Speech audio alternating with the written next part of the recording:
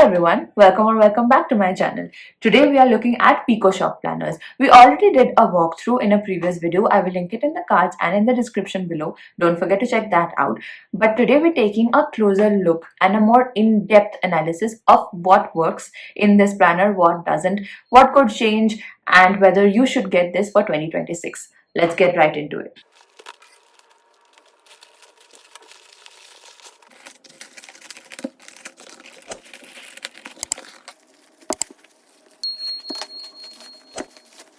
Let's take a look at the calendar first. I really wanted to get a desk calendar which can be a little minimal and a little bit professional looking, and this really fits the bill without being boring.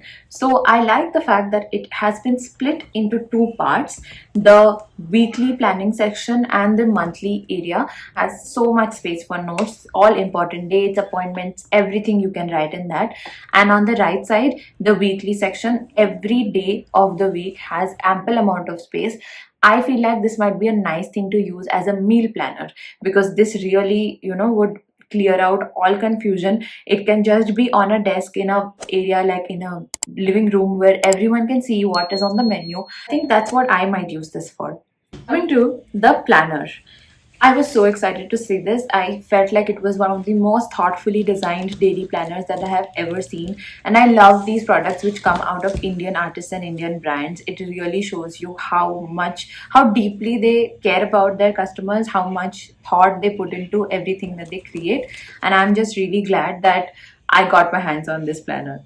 So it comes with a little thank you card and tiny little bookmarks which says you are one in a million, and that was very sweet. So this is 230 pages. It is a 6-month planner, not a 12-month planner, and it is priced at rupees 999. It has gold biro binding and has 100 GSM paper. I mean, it makes sense that it would be for 6 months, because if you had 100 GSM paper for all the 12 months, it would be a huge bulky planner that you couldn't carry anywhere.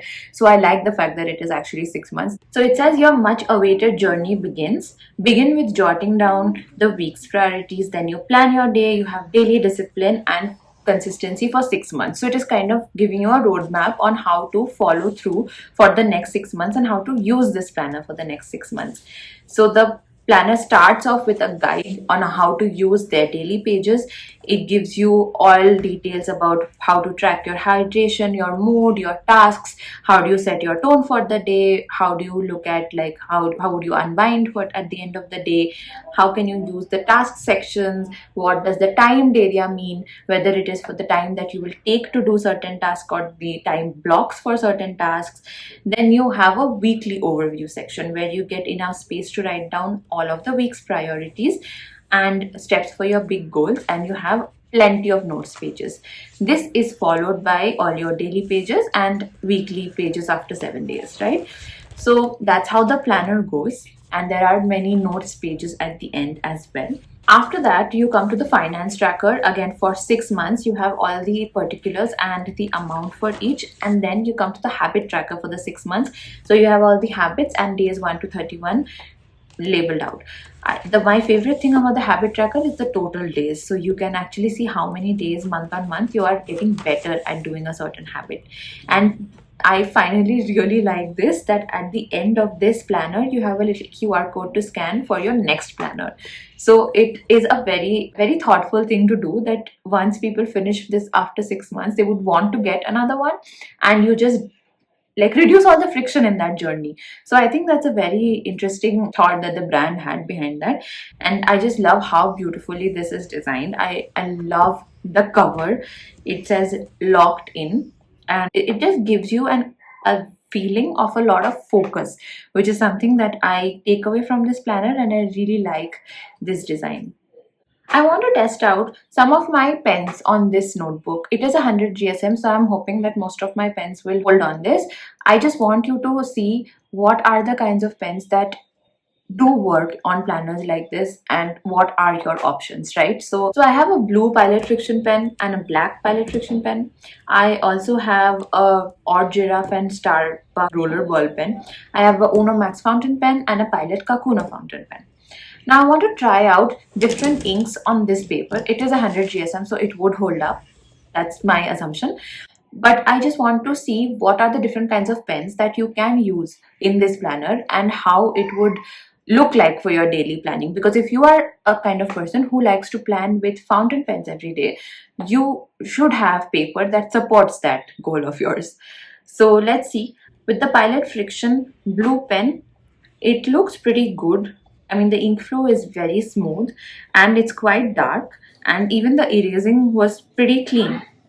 So I like that part. On the Pilot FriXion black, the ink flow seems to be much smoother, much faster. It's more pigmented than the blue ink.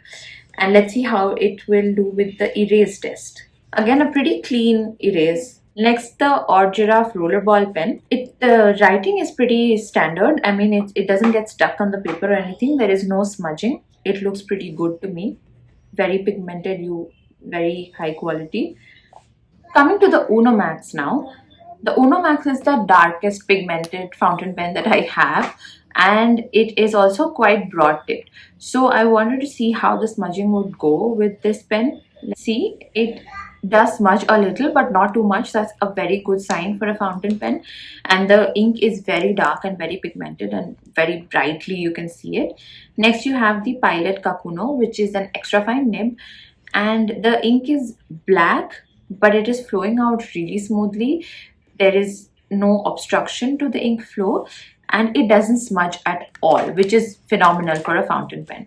If we turn over the leaf and try to find the ghosting or the bleeding, you would see that there has been absolutely no bleeding apart from a little bit on the Pilot Kakuno, but I would attribute it to the fact that I actually write with a little pressure and the Pilot Kakuno is a pretty fine tipped nib. So that is probably the reason. Otherwise, none of it has really shown up on the other page. So you can be rest assured and plan away happily with whatever pens you want, because I think this paper really holds up to the test. I really like the products from PikoShop, and if you like them too, I will put the links in the description on where you can get yours. And what planner are you using for 2026? Let me know in the comments below. I'll see you in the next one. Bye.